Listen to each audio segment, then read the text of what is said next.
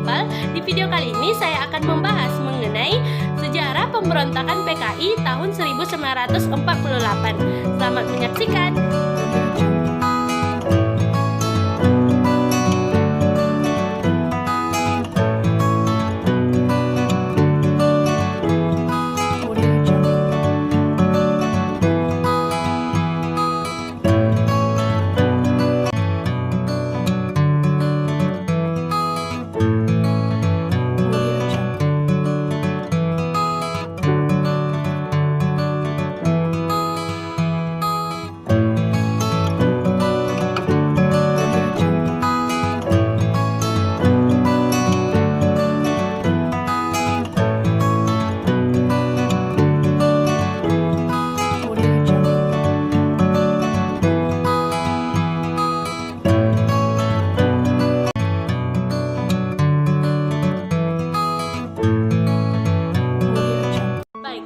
Pembahasan yang pertama yaitu mengenai sejarah pemberontakan PKI.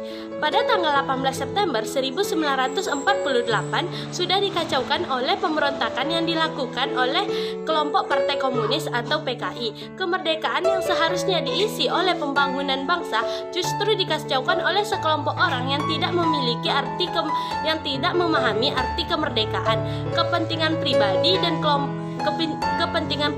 dan kelompok lebih diutamakan daripada kepentingan nasional. Paham komunisme tumbuh pada jiwa-jiwa orang PKI, sedangkan rakyat khususnya buruh dan tani tidak paham berpolitik. Mereka mengikuti aktivis PKI hanya karena ikut-ikutan dan bukan karena pemahaman yang baik mengenai komunisme.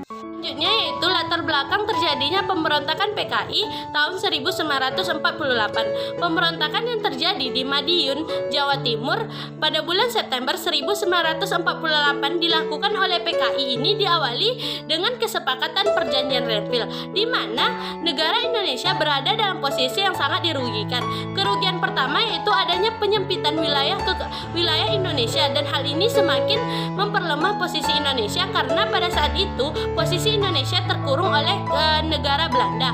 Kerugian yang kedua yaitu hancurnya sektor perekonomian Indonesia, di mana masyarakat Indonesia sangat lemah dalam bidang perekonomian karena diblokade oleh negara Belanda. Kerugian yang ketiga yaitu adanya konflik antara Amir Syarifuddin dan kelompok yang kontra terhadap hasil perjanjian Renville, di mana kelompok ini didominasi oleh Partai Nasional Indonesia dan Masyumi. Persetujuan Renville menyebabkan kekecewaan luar biasa terhadap pemerintah Indonesia. Wilayah Indonesia yang semula meliputi Jawa, Sumatera, dan Madura menjadi semakin sempit karena adanya garis demarkasi Van Mook. Pasukan TNI yang berada di belakang garis demarkasi Van Mook terpaksa meninggalkan daerah tersebut. Pada tanggal 10 Agustus 1948, Musuh kembali ke Indonesia. Musuh adalah tokoh PKI pada tahun 1926 melarikan diri ke luar negeri setelah PKI itu gagal melakukan pemberontakan terhadap pemerintah Belanda. Ia menyusun konsep yang disebut dengan Jalan Musuh. Ada 3 gagasan utama yang dikemukakan Musuh, yaitu yang pertama membentuk front nasional untuk menghimpun kekuatan komunis dan non-komunis di bawah pimpinan PKI. Yang kedua, mengubah PKI menjadi partai tunggal Marxis-Leninisme. Yang ketiga yaitu menyesuaikan perjuangan PKI dengan garis perjuangan komunis internasional atau Komintern. Tujuan pemberontakan PKI tahun 1948. Yang pertama, tujuannya adalah dengan melakukan propaganda kepada masyarakat untuk mempercayai akan pentingnya Front Nasional. Lewat Front Nasional tersebut dilakukan penggalangan kekuatan revolusioner dari masyarakat tani, buruh, dan golongan rakyat miskin lainnya dengan memanfaatkan keresahan sosial yang terjadi di antara masyarakat tersebut.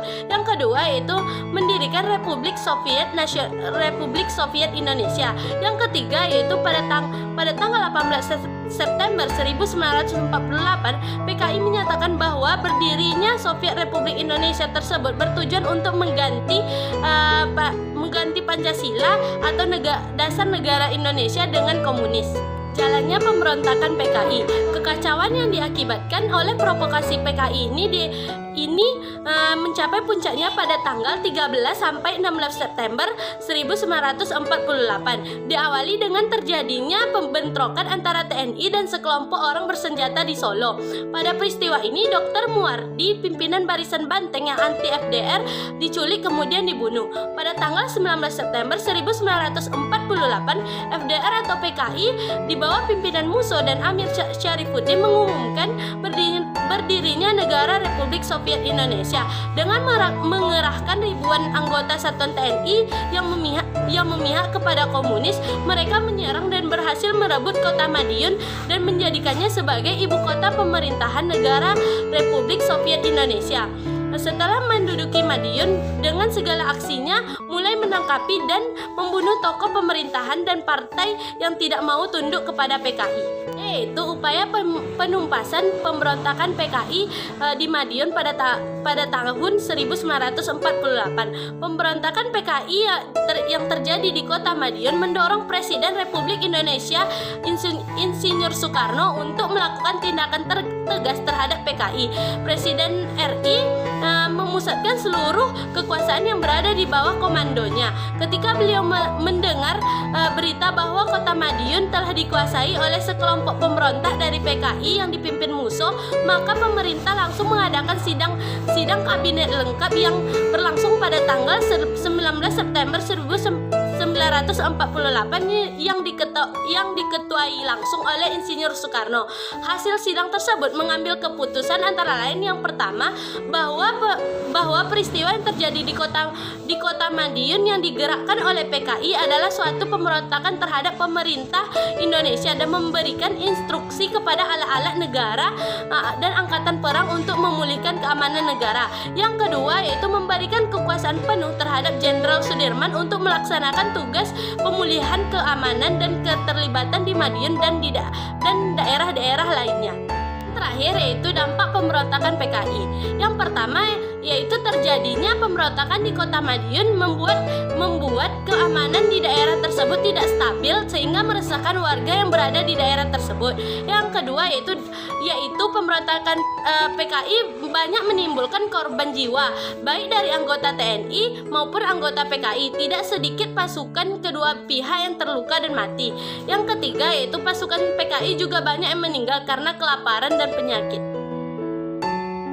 Mungkin itu saja penjelasan saya mengenai pemberontakan PKI tahun 1948. Terima kasih telah menonton dan sampai jumpa di video lain.